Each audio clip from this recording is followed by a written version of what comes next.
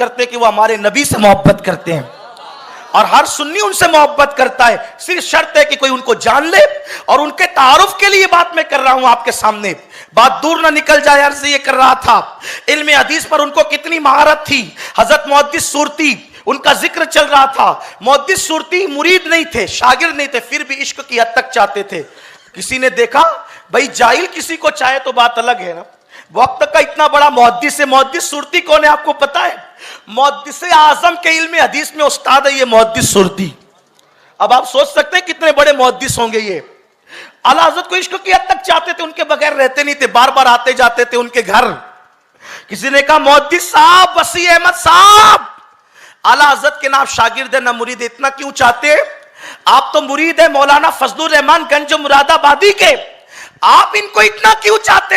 जब देखो जब रजा रजा करते हैं। तो उन्होंने जवाब दिया, सच्चे लोग फजीलतें छुपाते नहीं, बल्कि जो दिल में रहता है वो कह देते हैं, क्योंकि उनको अपनी दुकान की फिक्र नहीं होती। जिनकी दुकानें मदीने वाले के फैज से चलती है, उनको अपनी दुकानों की फिक्र नहीं होती। जिनकी दुकानें चिटिंग बाजियों से चलती है, उनको अपनी दुकानों की फिक्र होती है, क्योंकि जिनकी दुकानें नबी के फैजान से चलती है, उनको तो यकीन है कौन देता है, देने को मुंह चाहिए, देने वाला है सच्चा हमारा नबी। नारे तकबीर, नारे रिसालत, इश्क मोहब्बत, इश्क मोहब्बत। मुहद्दिस सुरती ने कहा, मुझसे पूछने वाले कि ना मैं शागिर्द हूं ना मुरीद हूं, उनसे इश्क क्यों करता हूं? तो सुनो, जो इश्क रसूल उस्ताद से नहीं मिला, जो इश्क रसूल पीर और मुर्शिद से नहीं मिला, वो इश्क रसूल इमाम अहमद रजा से मिला है। तो जिससे इश्क की दौलत मिली हो, उससे इश्क ना करूं तो फिर क्या करूं? वही मुहद्दिस सुरती आला हजरत के यहां मेहमान हुए। उस दिन आला हजरत के यहां बहुत सारी चीजें पकी थी, उसमें से बैंगन भी पके थे। बिजाला जिसको कहते हैं आप, है ना, यही कहते हैं बैंगन बिजाला, वो पका था। दस्तरखान लगा, लोग दस्तरखान पे शायरी करते हैं, लोग दस्तरखान पे गाने सुनते हैं, लोग दस्तरखान पे व्हाट्सएप चेक करते हैं, लोग दस्तरखान पे लतीफे कहते हैं। इश्क मोहब्बत का इमाम मुहद्दिस सुरती के साथ बैठा है। बात चली, बैंगन बड़े पसंद और मजे से खा रहे हैं।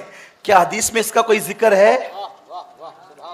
मुहद्दिस सुरती ने 7 हदीसें पढ़ी, 7 बैंगन की फजीलत पर।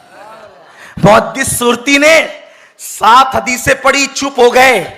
आला हज़रत ने 7 और पढ़ी, 7 और पढ़ी, उसको 21 तक पहुंचाया। बैंगन की फजीलत पर 21 हदीसें पढ़ी आला हजरत ने, और पढ़ने के बाद फिर उसकी सनद पर बयान किया कि ये मौजू ये मौजू ये मौजू ये मौजू। पता चला जितनी 21 रिवायतें हदीस के नाम पे पढ़ी गई है, उसमें कोई रसूलुल्लाह का कौल नहीं है, वो हुजूर की तरफ गलत मंसूब कर दिया गया है। इसलिए कि बैंगन जैसी बेफायदा सब्जी की फजीलत बयान करके नबी की तरफ मंसूब कर दिया गया, ताकि अहले इल्म नबी पर माज़अल्लाह नुक्ता चीनी करे कि नबियों मुसलमान के पैगंबर ऐसे थे जो बगैर फायदे की फजीलत, जो बगैर फायदे की सब्जी पर, जो बगैर फायदे की सब्जी पर हदीसें बयान करते थे। तो नबी को माज़अल्लाह मशकूक या बदनाम करने के लिए बैंगन पर हदीसें गढ़कर नबी की तरफ मंसूब कर दी गई है। इसलिए ये कोई रसूलुल्लाह का कौल नहीं है। इसके जितने रावी हैं, इसमें फला झूठा है, फला झूठा है, फला झूठा है, और बता दिया कि बैंगन की फजीलत पर कोई हदीस हुजूर ने बयान ही नहीं की है।